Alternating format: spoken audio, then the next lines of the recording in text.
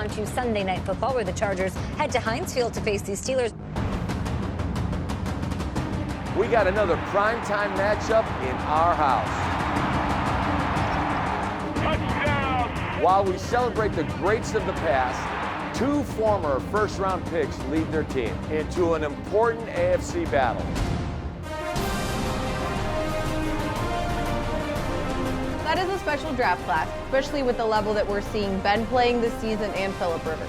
Pittsburgh, it's kind of one of those just old school NFL atmospheres. He is hit so hard. Throw the fact that it's in December with two teams that are right there in the hunt. And he's in for the Steelers touchdown. You expect a heck of a game. You know, what you need is that fourth quarter of the football season playing your best football. And so that's what we need to do now is really start playing our best.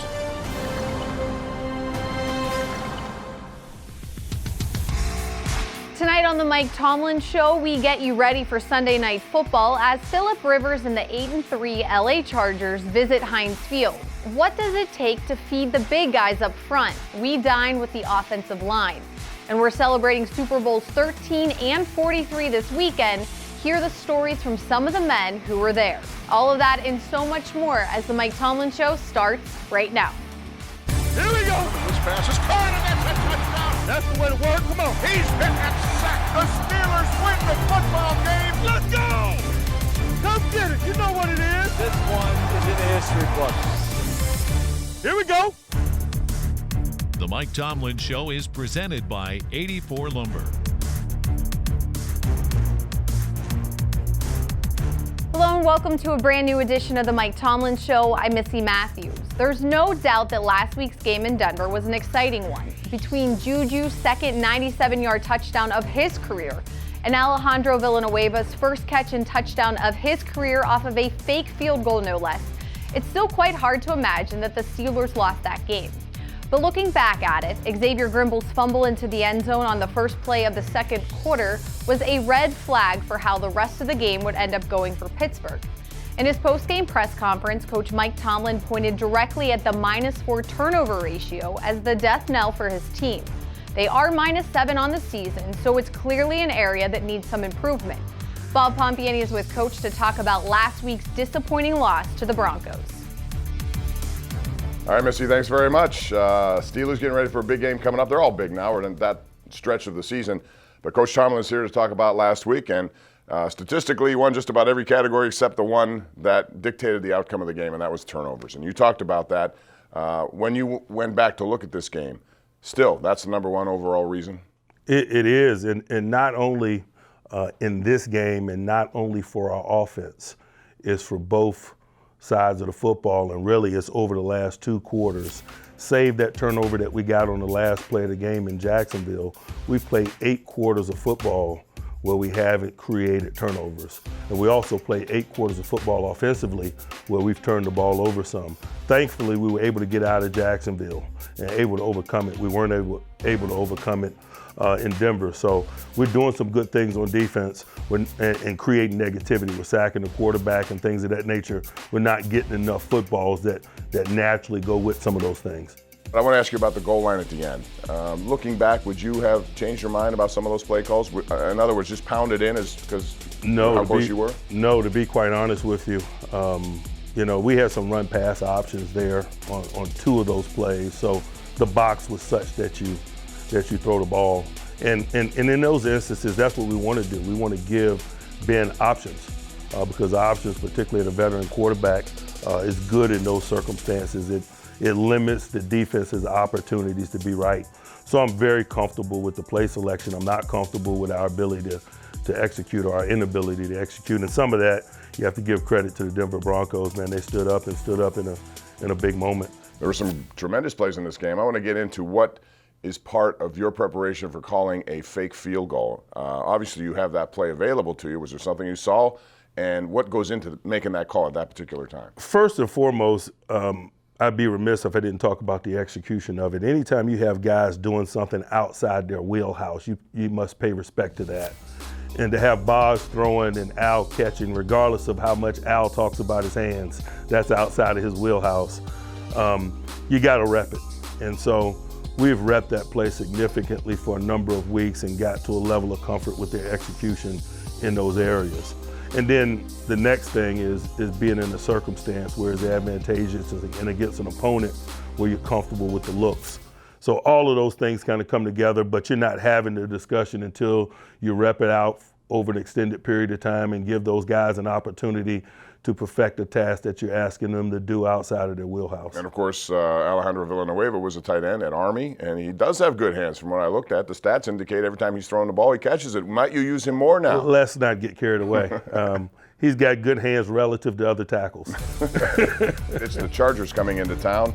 That's Under the Lights. We'll talk about the visit by the LA Chargers coming up when we come back. Right now, let's send it back over to Missy Matthews. Thanks, Bob. Ben Roethlisberger has faced Phillip Rivers a total of 5 times since both were drafted in 2004, and Ben currently has the edge at 3-2. And it's a big weekend in Pittsburgh. It is the Steelers Alumni Weekend, and coming up next, we have a few Steelers legends tell us about their Super Bowl experiences. You know, and that I can remember standing on the sideline and just telling him, "Hey, I want the ball right now. I want to help. I want the ball no matter what."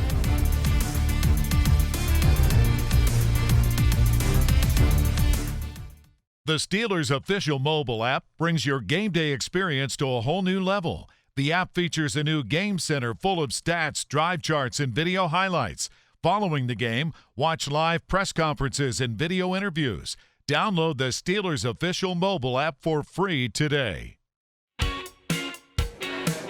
Excuse me, kiss coming. Which one you like? Can you imagine being a kid from the area, growing up as a Steelers fan? You have no idea why you've come here. And all of a sudden your favorite player walks in. Days like today, when there's 4 or 5 inches of snow when you come out to your car, it's definitely a necessity to have a nice big warm coat, boots, hats, the whole 9 yards. So it's fun, it's important, and I think these guys are enjoying what they've got so far. Up on me now. Oh. You want something smaller? I like it. You like it? It's very important just to come out here and give back. You know, it's a blessing to just be here and be able to do this.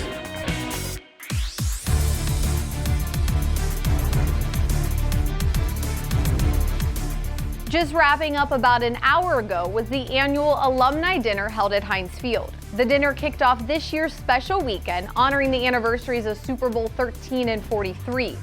And at halftime tomorrow night, the alumni who made it back to Pittsburgh will be introduced to walk onto the field. Over the years, we've had a chance to sit down with some of the Steelers legends to talk about their Super Bowl experiences. Check it out. I sat in my locker and watched the celebration go on, and all those thoughts of how far I was able to come and how far I was able to make it. It was just an incredible feeling that, I'm on top of the world. Well, when you're going through it, you don't really realize it, but now I've been out and I look back at it. It was awesome that what we accomplished, and we all did it together as a team. Coming out of that tunnel with the whole crowd going crazy, and I had my parents in the stands, my wife there, and my oldest son, and all the emotions really came together for me because I had put so much work into getting to that point. That's why we played, was to be champions.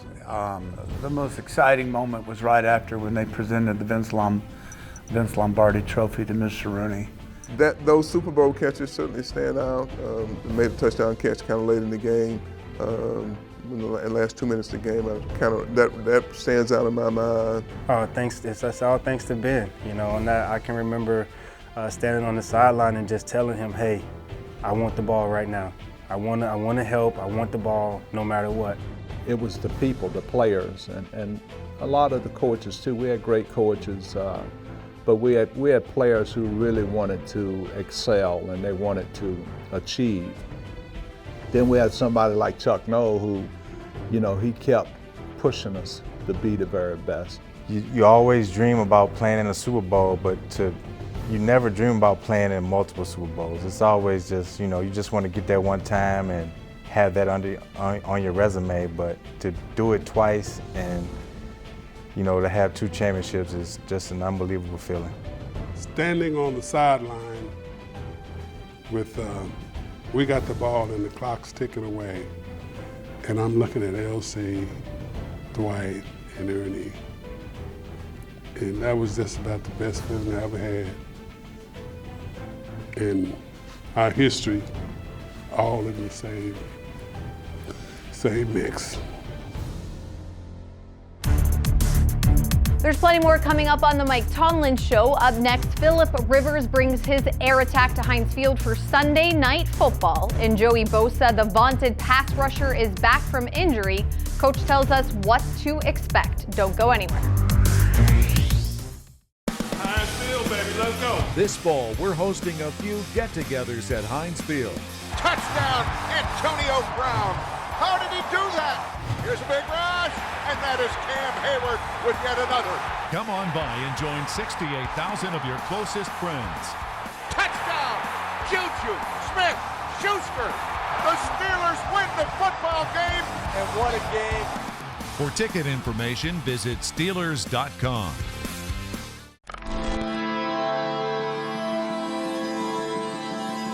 Now think about this. You're down 7-0 in the divisional round. The visiting team's got some momentum. They've got the emotion. Now a return, whether it's a kickoff return, a punt return, or an interception, fumble return for a touchdown, is a backbreaker. Mike Cypher's a weapon against Indianapolis last week, but he's kicking from his own 5-yard line and kicks a beauty. I like the way he relaxed when he looked up and took that ball, and then bang, he turns on that world-class speed.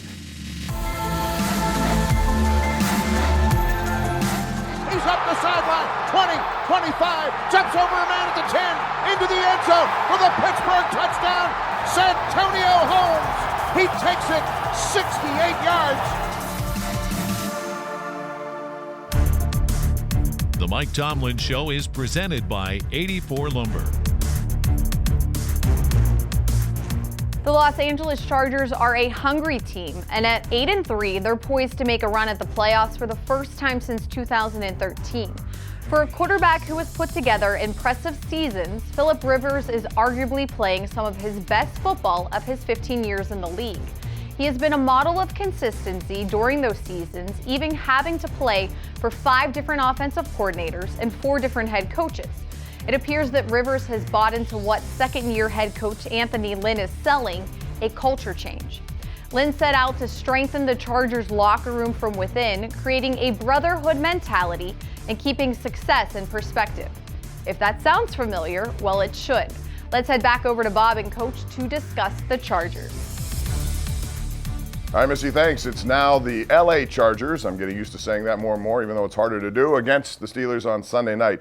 First of all, Coach, let's talk about it was flexed.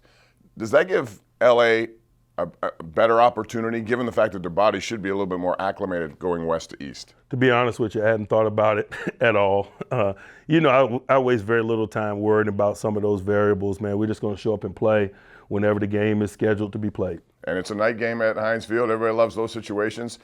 Coach Tomlin and Ben Roethlisberger have pretty good numbers, but this is a big challenge. This is a Chargers team that, is right there at 8-3. But I want to talk about last week and what Philip Rivers did. He set an NFL record.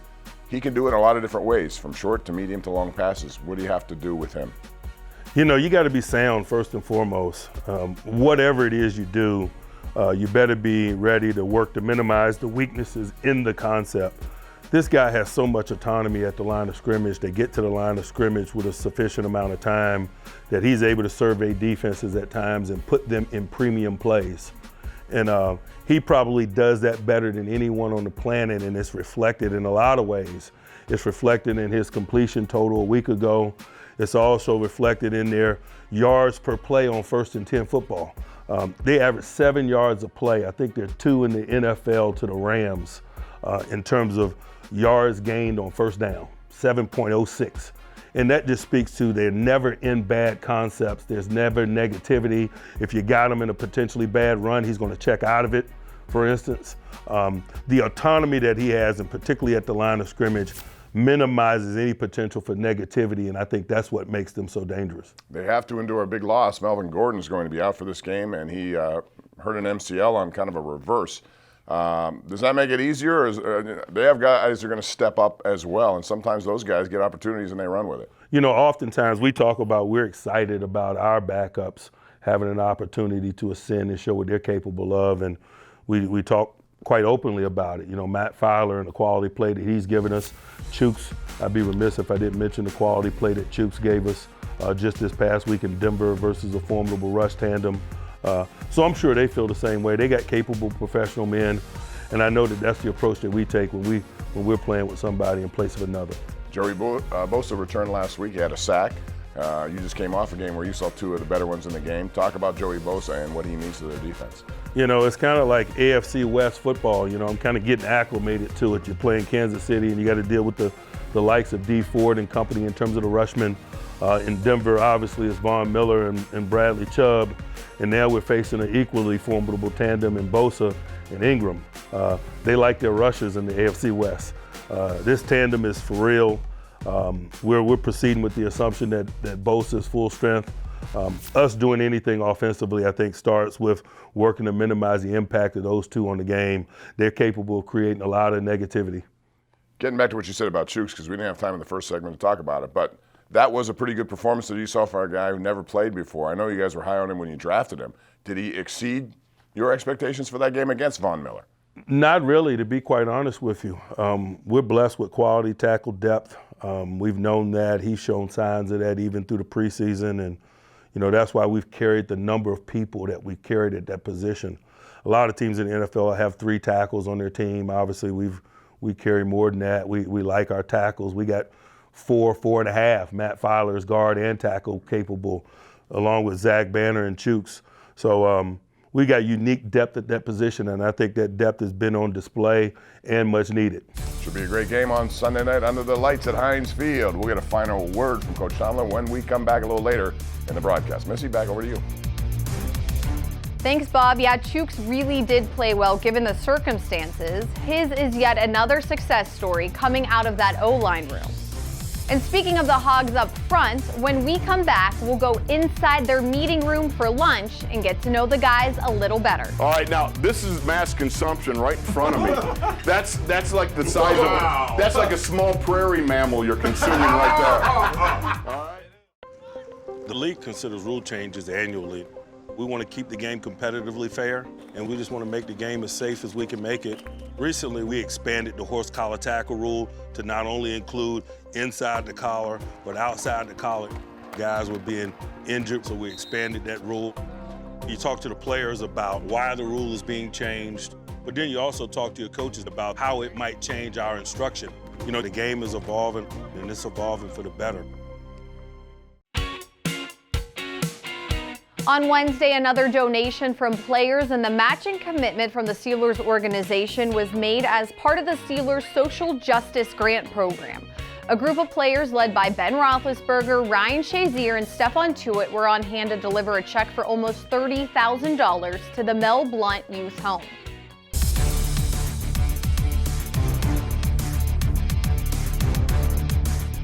Well, this year's Steelers offensive line may not have a catchy nickname like the Electric Company or the Hogs, but they're certainly playing at a level that could warrant one.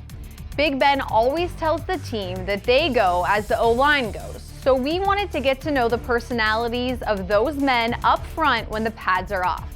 What better way to loosen the room than with some amazing food? With the help of Hyde Park Steakhouse and Craig Wolfley, we infiltrated the meeting room to shoot the breeze during some lunch.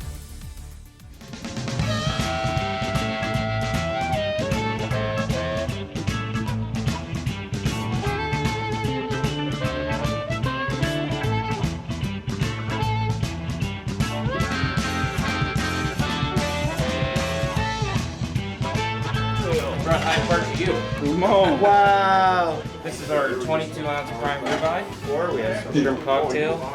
Shrimp for days. Only the best shrimp cocktail. Shrimp cocktail. We have Brussels sprouts with some bacon marmalade. And the lobster mac and cheese. So I want to know, like, who's the biggest eater on game day? Because you got the pregame meal. Uh-oh, hands are flying. The guys who aren't playing. Yeah. He's smart.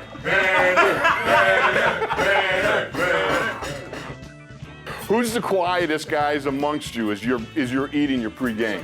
Who's the quietest? Okay, so Matt. Shoots. I'm the quietest guy on the team. Give us some shoot. All right, then who's the loudest? Give us a story. Huh? Definitely Dave. Probably Mo because it's Banner. That has to be Banner. Banner. Banner? Okay, so he's a two-time winner. You know, I haven't heard a word coming from Ragu. All right, now this is mass consumption right in front of me. That's like the size of that's like a small prairie mammal you're consuming right there. All right. It is. Take it down. A wagyu.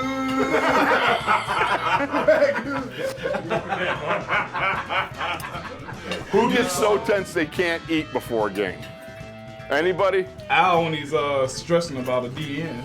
Dad's on the left side. Watch me, Mo.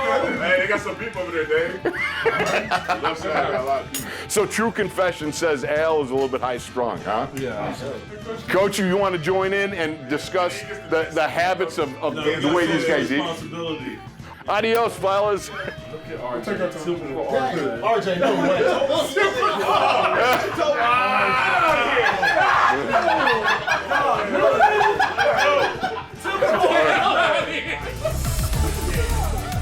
Well, that's going to do it for tonight. Thank you so much for joining us for this edition of the Mike Tomlin Show presented by 84 Lumber. Before we say goodnight, let's get some final thoughts from the head coach. Hey, Missy, thanks very much. The Steelers have always been very active in the community. We saw that with the Boys and Girls Club last week, Social Justice Fund, and that continues now with you guys, and you should be proud of your team for getting out of it. We saw it all over the place on Thanksgiving. Where is this going to continue to climb? You know, I think, number one, I am very proud of the contributions of our guys in the community, but also, like them, I believe that it's very necessary. We've been blessed to be in the positions that we're in because of communities. Things like the Boys and Girls Club, I know was pivotal for my growth and development.